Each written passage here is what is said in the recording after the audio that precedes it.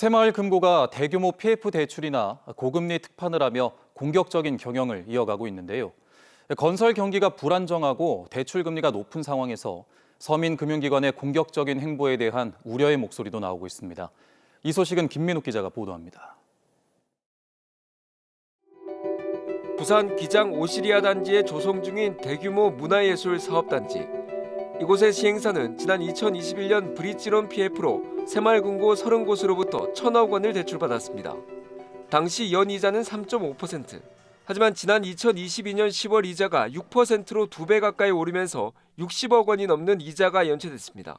채권을 회수를 다 할 수 있다면은 별 문제가 아닌데 이게 워낙 사업 규모가 크다 보니까 채권 회수를 못하게 되면은 결국은 새마을금고 자체의 자금 유동성에 문제가 생길 수가 있고. 부산도시공사는 지난해 6월 착공 등 계약 이행을 하지 않았다며 시행사를 상대로 소유권 이전 등기 소송을 제기했습니다.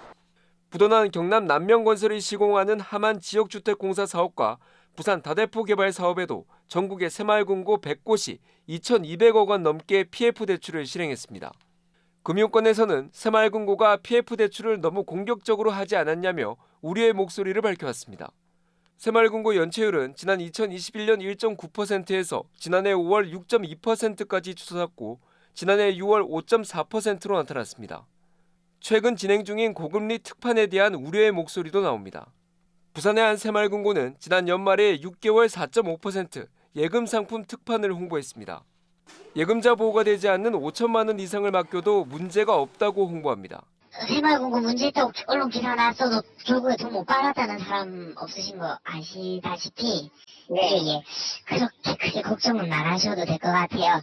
하지만 전문가들은 지난해 7월 이미 뱅크런 위기를 겪은 제2금융권 새마을금고의 공격적인 예금 유치를 우려하고 있습니다.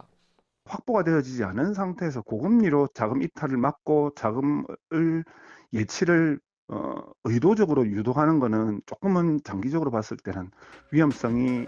새마을금고 운영 전반에 대한 관리 감독 강화와 함께 고금리 특판에 대한 서민들의 꼼꼼한 투자 판단이 필요합니다.